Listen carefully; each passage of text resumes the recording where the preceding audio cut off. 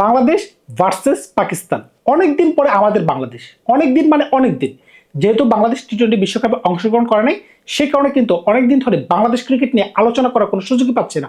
কিন্তু এখন ভাবতেই ভালো লাগতেছে যে আমরা বাংলাদেশকে নিয়ে কথা বলার সুযোগ পাচ্ছি, কারণ কি বাংলাদেশের সাথে পাকিস্তানের খেলা 11 তারিখ। সুতরাং বুঝতেই পারতেছেন বাংলাদেশের স্কোয়াড কিন্তু এর আগে কিন্তু 3-4 দিন আগে কিন্তু প্রকাশিত হয়ে গেছে, কিন্তু বিশ্বকাপের জন্য আমরা এই ভিডিওটা দিতে পারিনি। খেয়াল করে দেখবেন, বাংলাদেশ কিন্তু সর্বশেষ যে ম্যাচটা খেলেছিল ওয়েস্ট ইন্ডিজের সাথে 2025 সালে, তখন কিন্তু সর্বশেষ ম্যাচ কিন্তু আমরা ভালো খেলেছিলাম।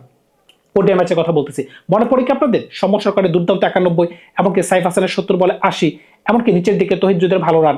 আমরা কিন্তু তাদেরকে বোলিং করেও খুব সহজে আটকে ফেলেছিলাম। 110 রানে সম্ভবত আমরা তাদেরকে প্যাকেট করে দিয়েছিলাম 20 থেকে 25 ওভারের মাঝখানে। সুতরাং বুঝতেই পারতেছেন সর্বশেষ আমাদের যে ওডিআই স্কোয়াডটা ছিল মোটামুটি আমরা ভালোই খেলতে পেরেছিলাম। এখন বর্তমানে যে স্কোয়াডটা, এই স্কোয়াডটা কেমন খেয়াল করে দেখবেন।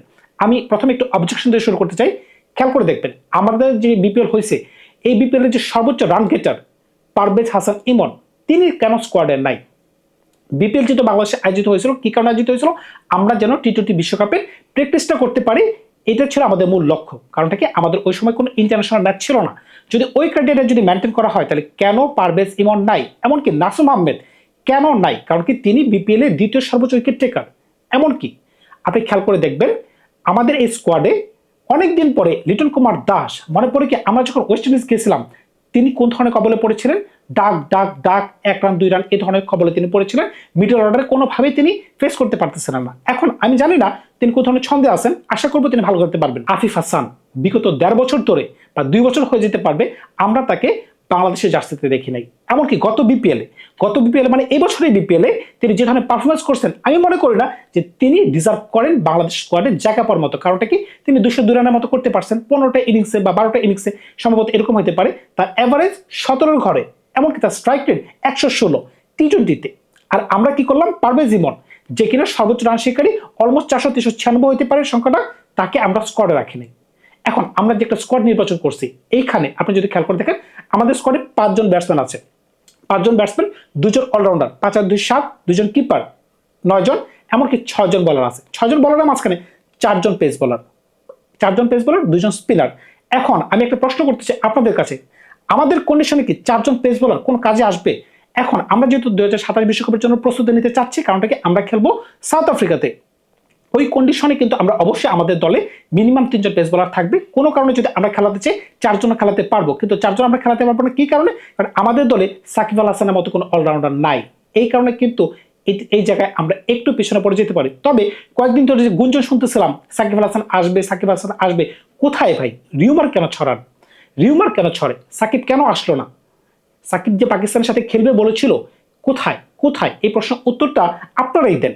আমি তো দিতে পারতেছি না, কারণ কি এটা যে একটা ভ্রান্ত খবর ছিল তখনই আমি বুঝতে পেরেছিলাম। এখন মূল কথা যদি আসেন, বাংলাদেশের স্কোয়াডটা কেমন হলো পাকিস্তানের সাথে আমরা যে লড়বো, আমাদেরকে কিন্তু প্রত্যেকটা ম্যাচে জিততে হবে, আদারওয়াইজ আমরা কিন্তু সরাসরি খেলতে পারবো না। আমরা কিন্তু র্যাঙ্কিং এর পেছনে পড়ে আছি। খুবই গুরুত্বপূর্ণ সিরিজ কিন্তু আমাদের। এমনকি যে একটা টিম নিয়ে পাকিস্তান আসছে, এই টিমটা কিন্তু নেয়ার দুর্বল টিম, কারণ কি 6 জন প্লেয়ার নতুন মুখ। এরকম একটা অবস্থায় আমরা যদি তাদেরকে হোয়াইট করতে না পারি নিজেদের কন্ডিশনে, তাহলে কিন্তু আমাদের লজ্জায় মাথা কিন্তু হেট হয়ে যাওয়ার মতো একটা অবস্থা হবে। এখন যদি আমাদের স্কোয়াডে আসি, খেয়াল করে দেখবেন সৌম্য সরকার 1 number, 2 number Saif Hasan, 3 number Tanzid কিন্তু বিপিএল ভালো করতে পেরেছিল। তিনি কিন্তু 356 রানের কাছাকাছি তিনি করতে পেরেছিলেন। সুতরাং বুঝতেই পারতেছেন এই ব্যাটসম্যান কিন্তু ছন্দে আছে। কিন্তু আমি চিন্তা আছি তিনি কি প্লেইং 11-এর সদস্য হতে পারবেন? কারণ কি সৌম্য সরকার এবং সাইফ হাসান কিন্তু অলরেডি অ্যাজ এ ওপেনার নাম কিন্তু আমি বলে ফেলছি, যারা কিনা ওয়েস্ট ইন্ডিজের সাথে সর্বশেষ 2025 সালে দুর্দান্ত একটা স্টার্ট আনতে পেরেছিল। সুতরাং বুঝতেই পারতেছেন তানজিদের দলে থাকাটা কিন্তু এখন একটু রিস্কের মাঝখানে পড়ে যাচ্ছে। এখন 4 নম্বর প্লেয়ারকে নাজমুল হোসেন শান্ত, তিনি কিন্তু মিডল অর্ডারের স্তম্ভ। সুতরাং বুঝতেই পারতেছেন এখন কিন্তু মোটামুটি দল কিন্তু খারাপ না। 5 নম্বরে তহিদ হৃদয়, আমাদের সলিড ব্যাটসম্যান 5 জন, অলরাউন্ডার 2 জনের মাঝখানে আফিফ হোসেন অলরাউন্ডার, যে কিনা 1.5 বছর পরে বাংলাদেশ স্কোয়াডে জায়গা পাইছে। এমনকি মেহেদী হাসান মিরাজ আমাদের ক্যাপ্টেন, তিনি কিন্তু মোটামুটি ভালো ব্যাটিং করতে পারেন, ভালো বোলিং করতে পারেন। 50 ওভারের ক্রিকেটে টি-20 ফরম্যাটে ইজ নট গুড, বাট আমাদের ওডিআই ফরম্যাটে কিন্তু তিনি মোটামুটি ভালোই খেলতে পারতেছেন। এখন যদি আপনি উইকেট কিপারের দিকে আসেন, লিটন কুমার দাস ভাই আমাদের টি-20 ক্যাপ্টেন, টি-20তে তিনি ভালোই খেলতে পারেন অ্যাজ এ ওপেনার ব্যাটসম্যান বা 3 নম্বর পজিশনে। কিন্তু মিডল ফেজে 5 নম্বর বা 6 নম্বরে তিনি কোথাও ব্যাটিং করতে পারবেন, সেটা কিন্তু এখনো আমার মনে ডাউট উৎপন্ন করতেছে। কারণ কি তিনি এবছর বিপিএল কিন্তু ভালো করতে পারেননি। আপনারা যদি খেয়াল করে দেখেন এবারে বিপিএলে তিনি 120-এর স্ট্রাইক রেটে ব্যাট করতে পারছেন, এমনকি তার এভারেজ হচ্ছে 20, 204 বা 5 রান তিনি করতে পারতেন 12টা ইনিংসে। তাইলে আপনি কেন তাকে দলে নিয়েছেন, সে প্রশ্ন উত্তর কিন্তু আমার কাছে নাই। হয়তো বা তিনি ভালো করতে পারেন। এখন আমরা যদি বলারের দিকে দেখি, আমাদের এখানে 4 জন পেস বোলার এমনকি 2 জন স্পিনার আছে। স্পিনারগুলোর নাম রুশাদ হোসেন, তিনি অবশ্যই খেলবেন, এমনকি তানভীর বামাতি যে বলারটা, শ্রীলঙ্কাতে তিনি দুর্দান্ত বোলিং করছেন ভাই। এখন 4 জন পেস বোলারকে আমাদের এই কন্ডিশনে কোনোভাবে কাজে লাগবে? আমি জানি না ভাই। আমাদের দলকে 4 জন পেস বোলার আমরা খেলাতে পারবো? এটাও তো আমি জানি না ভাই, আপনারা আমাদেরকে জানান। খেয়াল করে দেখবেন, মোস্তাফিজুর রহমান, তাসকিন আহমেদ, নাহিদ রানা, এমনকি শরীফুল ইসলাম।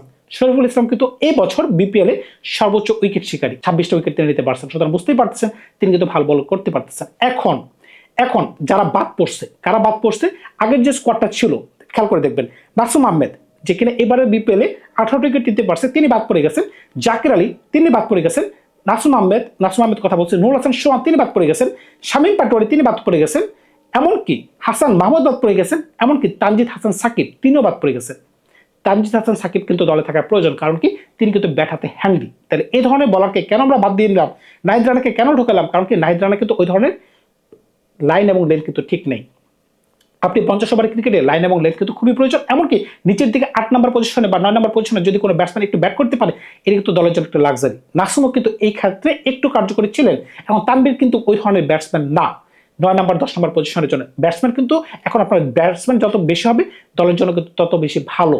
এখন আপনি যদি এই একাদশ থেকে একটা দল করতে চান, মানে এই 15 জনের স্কোয়াড থেকে একটা দল করতে চান, আপনি বুঝতে পারবেন যে আপনি কাকে নেবেন আর কাকে বাদ দিচ্ছেন। 1 নম্বর পজিশনে সাইফ হাসান, 2 নম্বর পজিশনে সৌম্য সরকার, 3 নম্বর পজিশনে আগের ক্যাপ্টেন লর্ড শান্ত, সাবেক ক্যাপ্টেন, 4 নম্বরে তৌহিদ হৃদয়, আমাদের মিডল অর্ডারের স্তম্ভ, যাকে আমরা মনে প্রাণে বিশ্বাস করি, কিন্তু তিনি খেলতে পারেন না। আমরা আশা করব তিনি এবার পাকিস্তানের সাথে দুর্দান্ত খেলবেন। যেহেতু লিটন কুমার দাসকে নেওয়া হয়েছে, তার মানে কি তাকে তো বেঞ্চে বসায় রাখানো যাচ্ছে না।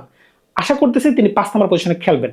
তাহলে 6 নম্বরে আফিফ হোসেন, কারণটা কি তাকেও যেহেতু এতদিন পরে নেওয়া হয়েছে, তাকে তো ট্রাই করতে হবে, তাকেও তো বেঞ্চে বসানো রাখা যাচ্ছে না আমার হিসাবে, যেহেতু তাদেরকে পিক করা হয়েছে।